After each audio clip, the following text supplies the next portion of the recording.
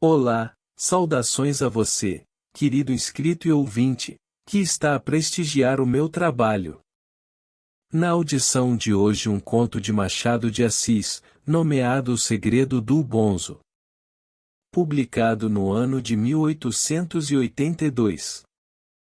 Por gentileza, se o meu trabalho lhe trouxe agrado, deixe seu like e se inscreva no canal. Caso obteve uma experiência de desagrado, deixe nos comentários, pois a vossa avaliação será considerada e aplicada. Desde já, agradeço pela preferência e desejo-lhe uma excelente audição. O Segredo do Bonzo. Capítulo inédito de Fernão Mendes Pinto. Atrás deixei narrado o que se passou nesta cidade Fuxel, capital do reino de Bungo, com o padre-mestre Francisco, e de como el rei se houve com o Fucarandono e outros bonzos, que tiveram por acertado disputar ao padre as primazias da nossa santa religião. Agora direi de uma doutrina não menos curiosa que saudável ao espírito, e digna de ser divulgada a todas as repúblicas da cristandade.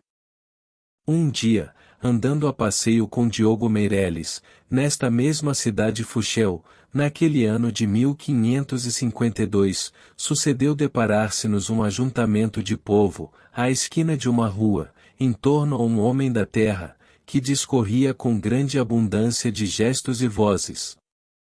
O povo, segundo o esmo mais baixo, seria passante de 100 pessoas, varões somente, e todos embasbacados. Diogo Meireles, que melhor conhecia a língua da terra, pois ali estivera há muitos meses, quando andou com bandeira de Veniaga. Agora ocupava-se no exercício da medicina, que estudará convenientemente, e em que era exímio. Ia-me repetindo pelo nosso idioma o que ouvia orador, e que, em resumo, era o seguinte, e que ele não queria outra coisa mais do que afirmar a origem dos grilos, os quais procediam do ar e das folhas de coqueiro, na conjunção da lua nova, que este descobrimento, impossível a quem não fosse, como ele, matemático, físico e filósofo, era fruto de dilatados anos de aplicação, experiência e estudo, trabalhos e até perigos de vida, mas enfim, estava feito, e todo redundava em glória do reino de Bungo, e especialmente da cidade Fuxel, cuja filho era, e, se por ter aventado tão sublime verdade, fosse necessário aceitar a morte, ele a aceitaria ali mesmo, tão certo era que a ciência valia mais do que a vida e seus deleites. A multidão, tanto que ele acabou, levantou um tumulto de aclamações, que esteve a ponto de ensurdecer-nos, e alçou nos braços o homem, bradando, Patimal, Patimal, viva Patimal que descobriu a origem dos grilos. E todos se foram com ele ao alpendre de um mercador, onde lhe deram refrescos e lhe fizeram muitas saudações e reverências, à maneira deste gentio, que é em extremo obsequioso e cortesão. Desandando o caminho, vínhamos nós, Diogo Meireles e eu, falando do singular achado da origem dos grilos, quando, a pouca distância daquele alpendre, obra de 6 credos, não mais, achamos outra multidão de gente, em outra esquina, escutando a outro homem. Ficamos espantados com a semelhança do caso, e Diogo Meireles, visto que também este falava apressado, repetiu-me na mesma maneira o teor da oração. E dizia este outro, com grande admiração e aplauso da gente que o cercava, que enfim descobrira o princípio da vida futura, quando a terra houvesse de ser inteiramente destruída, e era nada menos que uma certa gota de sangue de vaca, ou daí provinha a excelência da vaca para a habitação das almas humanas, e o ardor com que esse distinto animal era procurado por muitos homens à hora de morrer, descobrimento que ele podia afirmar com fé e verdade, por ser obra de experiências repetidas e profunda cogitação, não desejando nem pedindo outro galardão mais que dar glória ao reino de Bungo e receber dele a estimação que os bons filhos merecem. O povo, que escutara esta fala com muita veneração, fez o mesmo alarido e levou o homem ao dito alpendre, com a diferença que o trepou a uma charola, ali chegando, foi regalado com obséquios iguais aos que faziam a Patimal, não havendo nenhuma distinção entre eles, nem outra competência nos banqueteadores, que não fosse a de dar graças a ambos os banqueteados. Ficamos sem saber nada daquilo, porque nem nos parecia casual a semelhança exata dos dois encontros, nem racional ou crível a origem dos grilos, dada por Patimal, ou o princípio da vida futura, descoberto por Languru, que assim se chamava o outro. Sucedeu, porém, costearmos a casa de um certo Titané, ao parqueiro, o qual correu a falar a Diogo Meireles, de quem era amigo. E, feitos os cumprimentos, em que o alparqueiro chamou as mais galantes coisas a Diogo Meireles, tais como, e ouro da verdade e sol do pensamento, e contou-lhe este o que víramos e ouvíramos pouco antes.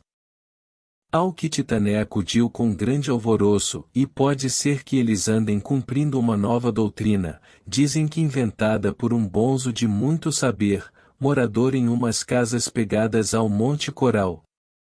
E porque ficássemos cobiçosos de ter alguma notícia da doutrina, consentiu Titané em ir conosco no dia seguinte às casas do bonzo, e acrescentou, e dizem que ele não a confia a nenhuma pessoa, senão as que de coração se quiserem filiar a ela, e, sendo assim, podemos simular que o queremos unicamente com o fim de a ouvir, e se for boa, chegaremos a praticá-la à nossa vontade.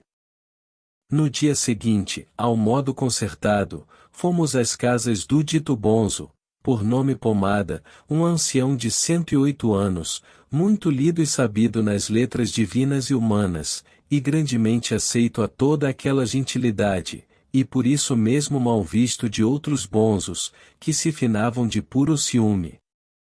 E tendo ouvido o dito bonzo a Titané quem éramos e o que queríamos, iniciou-nos primeiro com várias cerimônias e bugiarias necessárias à recepção da doutrina, e só depois dela é que alçou a voz para confiá-la e explicá-la. A vez de entender, começou ele, que a virtude e o saber, têm duas existências paralelas, uma no sujeito que as possui, outra no espírito dos que o ouvem ou contemplam.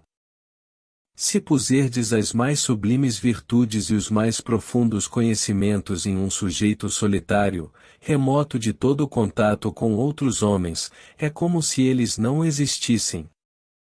Os frutos de uma laranjeira, se ninguém os gostar, valem tanto como as urzes e plantas bravias, e, se ninguém os vir, não valem nada, ou, por outras palavras mais enérgicas, não há espetáculo sem espectador.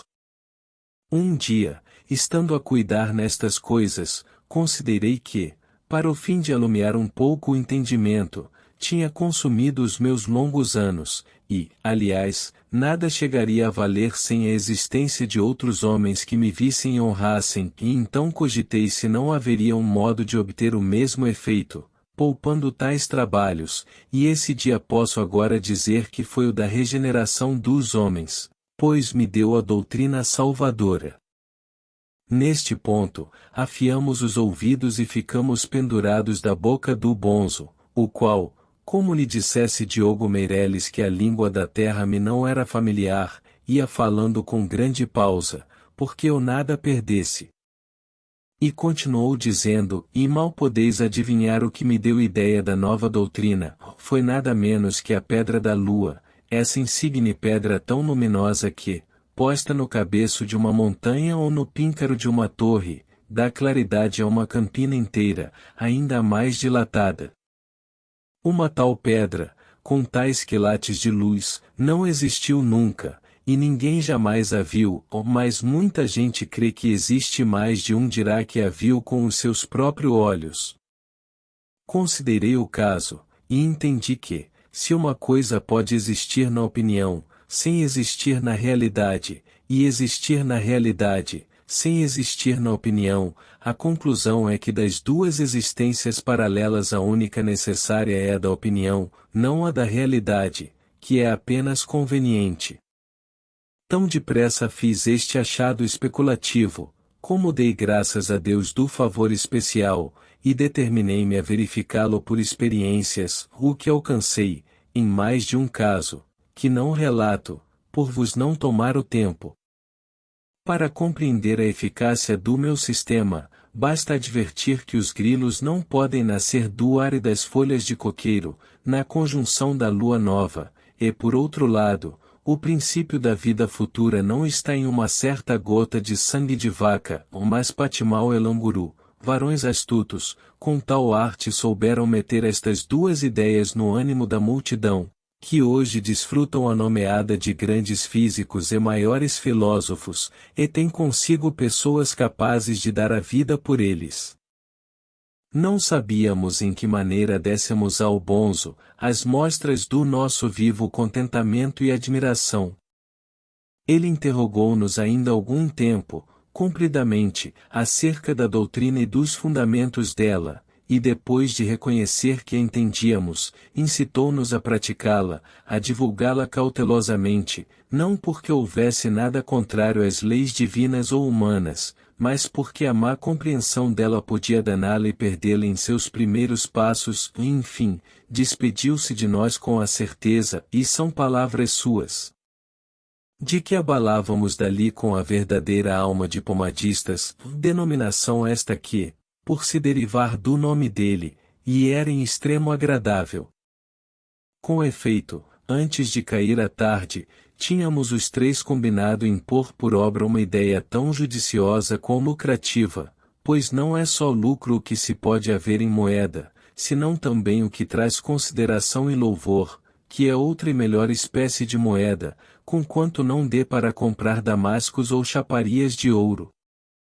Combinamos, pois, à guisa de experiência, meter cada um de nós, no ânimo da cidade Fuxel, uma certa convicção, mediante a qual houvéssemos os mesmos benefícios que desfrutavam Patimal e Languru, ou mais, tão certo é que o homem não ouvida o seu interesse, entendeu Titané que lhe cumpria lucrar de duas maneiras, cobrando da experiência ambas as moedas, isto é, vendendo também as suas alparcas, ao que nos não opusemos, por nos parecer que nada tinha isso com o essencial da doutrina.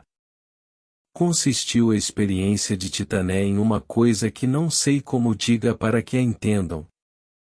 Usam neste reino de Bungo, e em outros destas remotas partes, um papel feito de casca de canela moída e goma, obra muito prima, que eles talham depois em pedaços de 2 palmos de comprimento, e meio de largura, nos quais desenham com vivas e variadas cores, e pela língua do país, as notícias da semana, políticas, religiosas, mercantis e outras, as novas leis do reino, os nomes das fustas, lancharas, balões e toda a casta de barcos que navegam estes mares, ou em guerra, que há frequente, ou de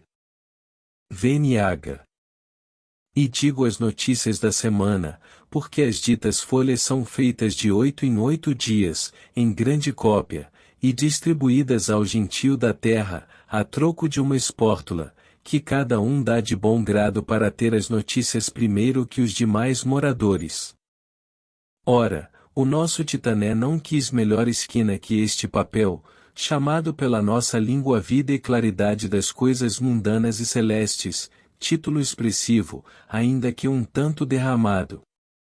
E, pois, fez inserir no dito papel que acabavam de chegar notícias frescas de toda a costa de Malabar e da China, conforme as quais não havia outro cuidado que não fossem as famosas alparcas dele Titané, que estas alparcas eram chamadas as primeiras do mundo, por serem muito sólidas e graciosas, que nada menos de 22 mandarins iam requerer ao imperador para que, em vista do esplendor das famosas alparcas de Titané, as primeiras do universo, fosse criado o título honorífico de alparca do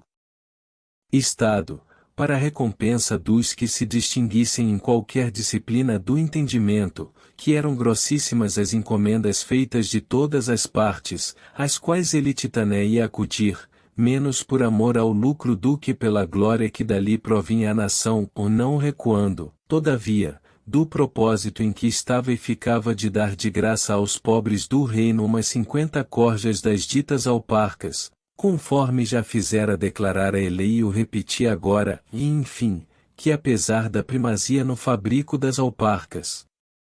assim reconhecida em toda a terra, ele sabia os deveres da moderação, e nunca se julgaria mais do que um obreiro diligente e amigo da glória do reino de Bungo. A leitura desta notícia comoveu naturalmente a toda a cidade Fuxel, não se falando em outra coisa durante toda aquela semana. As alparcas de Titané, apenas estimadas, começaram de ser buscadas com muita curiosidade e ardor, e ainda mais nas semanas seguintes, pois não deixou ele de entreter a cidade, durante algum tempo, com muitas e extraordinárias anedotas acerca da sua mercadoria. E dizia-nos com muita graça, e vede que obedeço ao principal da nossa doutrina, pois não estou persuadido da superioridade das tais alparcas, antes as tenho por obra vulgar, mas é filo crer ao povo, que as vem comprar agora, pelo preço que lhes taxo. Não me parece, atalhei, que tenhais cumprido a doutrina em seu rigor e substância, pois não nos cabe inculcar aos outros uma opinião que não temos, e sim a opinião de uma qualidade que não possuímos, e este é, ao certo, o essencial dela. Dito isto, assentaram os dois que era a minha vez de tentar a experiência, o que imediatamente fiz, mas deixo de a relatar em todas as suas partes, por não demorar a narração da experiência de Diogo Meireles, que foi a mais decisiva das três, e a melhor prova desta deliciosa invenção do bonzo. Direi somente que, por algumas luzes que tinha de música e charamela, em que aliás era mediano, lembrou-me congregar os principais de Fuxel para que me ouvissem tanger o instrumento, os quais vieram, escutaram e foram se repetindo que nunca antes tinham ouvido coisa tão extraordinária. E confesso que alcancei um tal resultado com o só recurso dos ademanes, da graça em arquear os braços para tomar a charamela, que me foi trazida em uma bandeja de prata, da rigidez do busto, da unção com que alcei os olhos ao ar, e do desdém e ufania com que os baixei à mesma assembleia, a qual neste ponto rompeu em um tal concerto de vozes e exclamações de entusiasmo, que quase me persuadiu do meu merecimento. Mas, como digo, a mais engenhosa de todas as nossas experiências, foi a de Diogo Meireles. Lavrava então na cidade uma singular doença, que consistia em fazer inchar os narizes, tanto e tanto, que tomavam metade e mais da cara ao paciente, e não só a punham horrenda, senão que era molesto carregar tamanho peso. Conquanto os físicos da terra propusessem extrair os narizes inchados, para alívio e melhoria dos enfermos, nenhum destes consentia em prestar-se ao curativo, preferindo o excesso à lacuna, e tendo por mais aborrecível que nenhuma outra coisa a ausência daquele órgão. Neste apertado lance, mais de um recorria à morte voluntária, como um remédio, e a tristeza era muita em toda a cidade Fuxel. Diogo Meireles, que desde algum tempo praticava a medicina, segundo ficou dito atrás, estudou a moléstia e reconheceu que não havia perigo em desnarigar os doentes, antes era vantajoso por lhes levar o mal, sem trazer fealdade, pois tanto valia um nariz disforme e pesado como nenhum, ou não alcançou, todavia, persuadir os infelizes ao sacrifício. Então ocorreu-lhe uma graciosa invenção. Assim foi que, reunindo muitos físicos, filósofos, bonzos, autoridades e povo, comunicou-lhes que tinha um segredo para eliminar o órgão, e esse segredo era nada menos que substituir o nariz achacado por um nariz são, mas de pura natureza metafísica, isto é, inacessível aos sentidos humanos, e contudo tão verdadeiro ou ainda mais do que o cortado, cura esta praticada por ele em várias partes, e muito aceita aos físicos de Malabar. O assombro da assembleia foi imenso, e não menor a incredulidade de alguns, não digo de todos, sendo que a maioria não sabia que acreditasse, pois se lhe repugnava a metafísica do nariz, cedia entretanto à energia das palavras de Diogo Meirelles, ao tom alto e convencido com que ele expôs e definiu o seu remédio. Foi então que alguns filósofos, ali presentes, um tanto envergonhados do saber de Diogo Meirelles, não quiseram ficar-lhe atrás, e declararam que havia bons fundamentos para uma tal invenção, visto não ser o homem todo outra coisa mais do que um produto da idealidade transcendental ou donde resultava que podia trazer, com toda a verossimilhança, um nariz metafísico, e juravam ao povo que o efeito era o mesmo. A Assembleia aclamou a Diogo Meirelles, e os doentes começaram de buscá-lo, em tanta cópia, que ele não tinha mãos a medir. Diogo Meirelles desnarigava-os com muitíssima arte, o depois estendia delicadamente os dedos a uma caixa, onde fingia ter os narizes substitutos, colhia um e aplicava-o ao lugar vazio. Os enfermos, assim curados e supridos, olhavam uns para os outros, e não viam nada no lugar do órgão cortado, ou mais, certos e certíssimos de que ali estava o órgão substituto, e que este era inacessível aos sentidos humanos, não se davam por defraudados, e tornavam aos seus ofícios. Nenhuma outra prova quero da eficácia da doutrina e do fruto dessa experiência, senão o fato de que todos os desnarigados de Diogo Meirelles continuaram a prover-se dos mesmos lenços de assoar. O que tudo deixo relatado para a glória do bonzo e benefício do mundo. Fim. Esta foi a obra narrada deste vídeo. Uma vez mais, agradeço pela preferência. Caso lhe tenha agradado, curta, se inscreva e compartilhe. Se algo não lhe agradou, escreva nos comentários pois a sugestão será aplicada. Um grande abraço a você, querido inscrito e ouvinte. Até a próxima!